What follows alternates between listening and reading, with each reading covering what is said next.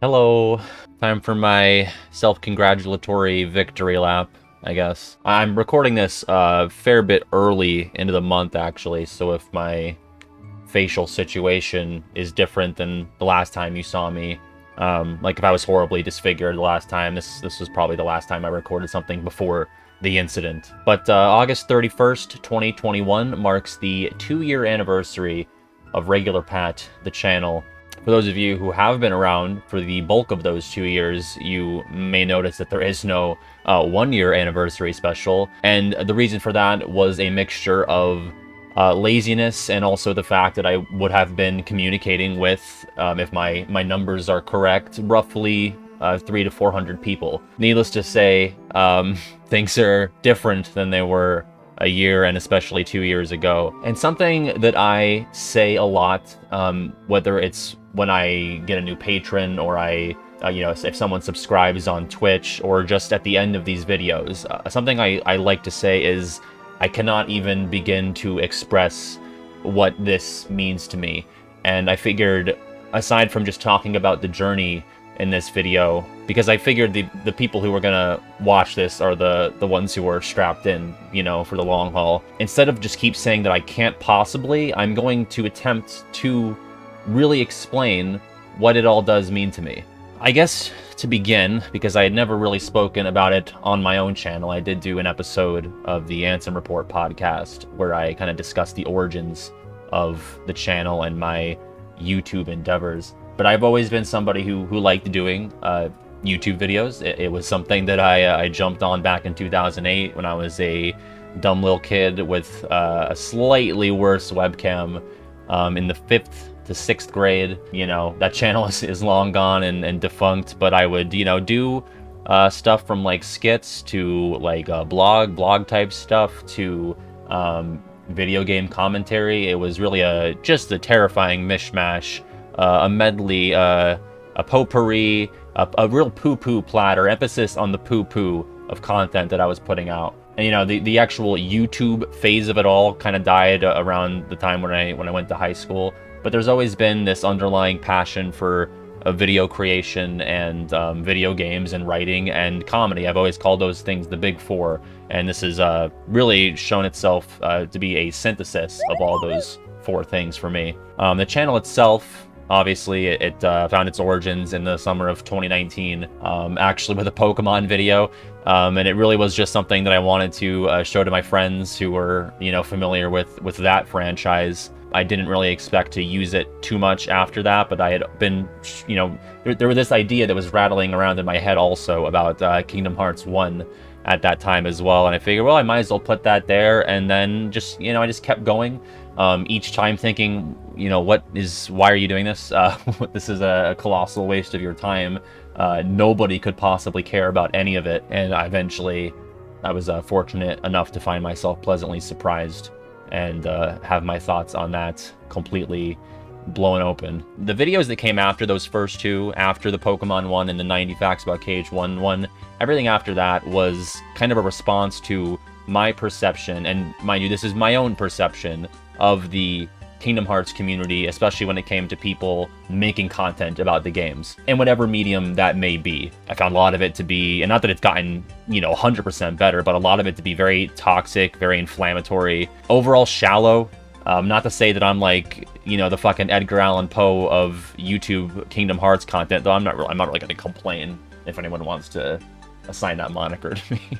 Like, I just wanted to go a little bit deeper, really sink my teeth into a series that I feel truly deserves it. It's a benchmark. It's not just goofy, no pun intended, characters, Disney mixed with Square Enix and cringy anime, J-pop ridiculousness. Some of it is, obviously, but there's more there. I found so much of all this stuff out there to be hyper-focused, hyper-fixated on the future and what's happening next, and you know, we're just like chomping at the bit for any scrap, any smackerel of news that we can get about this franchise. And a lot of that stuff out there is well done and well produced, and that is not to diminish the amount of effort that goes into some of those like theory videos and stuff like that. I have a tremendous amount of respect for people who really sit down and think about the implications of things they've seen in these games and piece them together, and are brave enough to present their findings and their own hypothesis about how things are going to play out.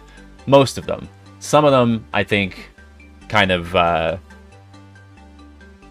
but my own hyperfixation was always on the past, and that applies to both video games and my life in general. So I figured I'm just going to go in the opposite direction, and I'm just going to deep dive on every little fucking thing that I can think of in these games that I've been playing for literally my entire conscious life. So that's why, really, in a nutshell, that kind of content started, and because I like doing it. You know, there's not like this noble crusade in my head when I started, but it was like, you know, oh, also, this serves the purpose of, I think, putting out stuff that I would want to watch. And before I really get into the heady stuff here, you know, I have made so many, I would honest to God consider real friends, true friends through this whole endeavor. And up until, I would say, November, December of 2020, I had no real concept of the KH community. You know, like, I was on Twitter, I would post my videos on Reddit, and they would not do that well. I had no point of reference for anything happening outside of my own little bubble. And then when March Caprice came around, which was the 19th celebration of the series, I was pulled into that project by Keynote, who does the Sound Ideas podcast, and I just met this wonderful group of people who I think are just massively creative, incredibly kind, and just overall really fun people to talk to, both about the game and about anything else. My patrons, who have ended up being just incredibly supportive. I've said in the past, I don't know how I would do this, not just for their monetary support, but for their moral support. I just feel so insulated and more a part of something than I have in a very long time.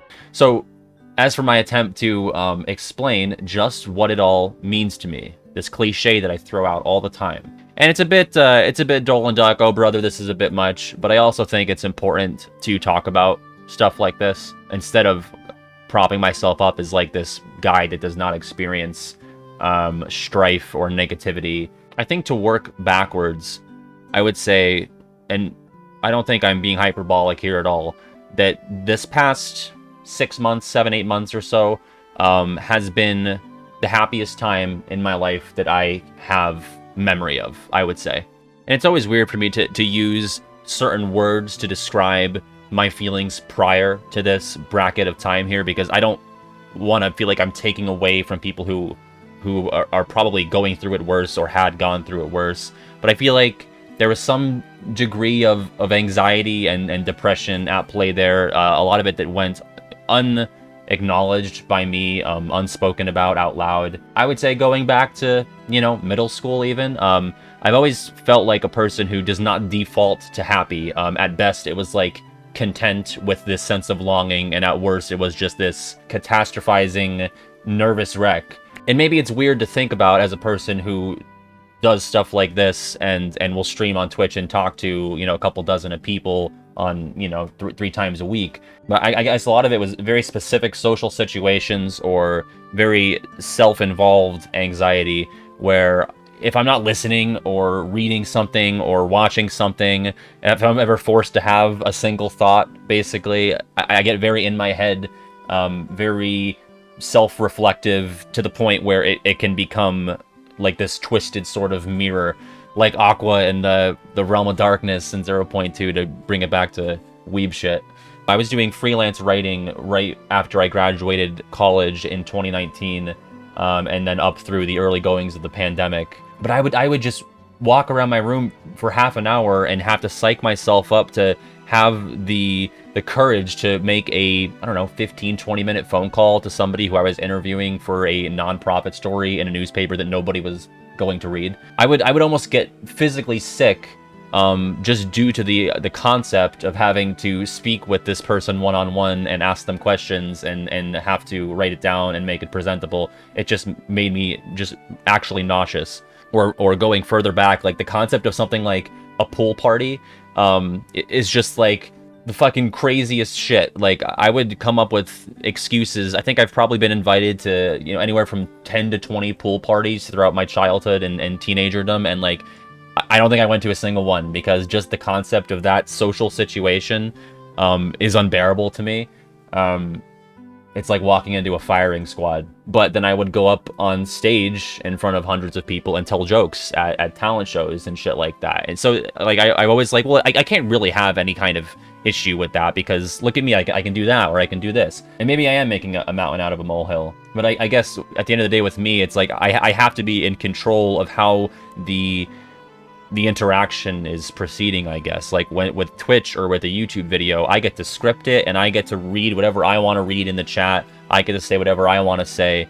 The onus is on me to do whatever I want, to set the stage and make the environment my own.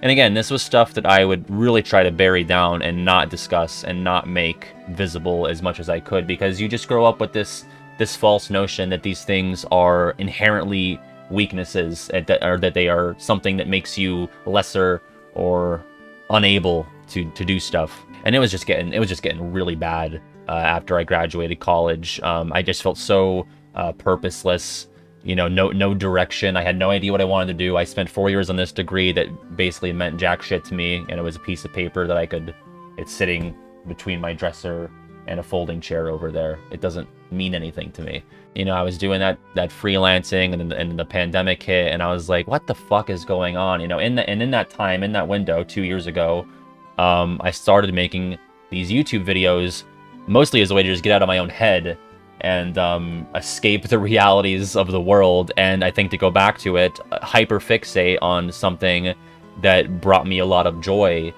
in my youth, and still obviously into my adulthood, which was Kingdom Hearts, specifically the first game, because I think the depressive side of things really hinges on this inability, and I've worked on it and I've gotten a lot better at it, but this inability to let go of things, to let go of the past. And this was a way to kind of channel that into a positive. But I've always been like somebody who, I can't let go of the bad stuff that's happened to me or the good stuff that's happened to me.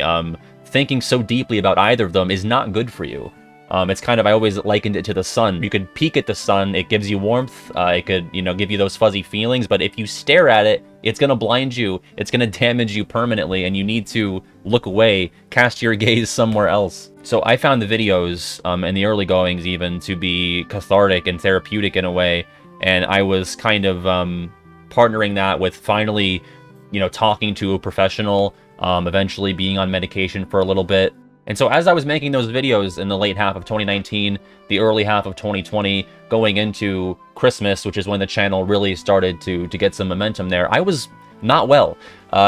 Towards the back half of 2020, I started working at home for the government, for the Social Security Administration, which is just the most soul-sucking, life-draining occupation I could possibly fathom. It involves telling people no when they need help, and there's nothing you could possibly do to provide that if they don't meet the certain parameters that the government is looking for. It involves letting people know that their money is not coming for one reason or another.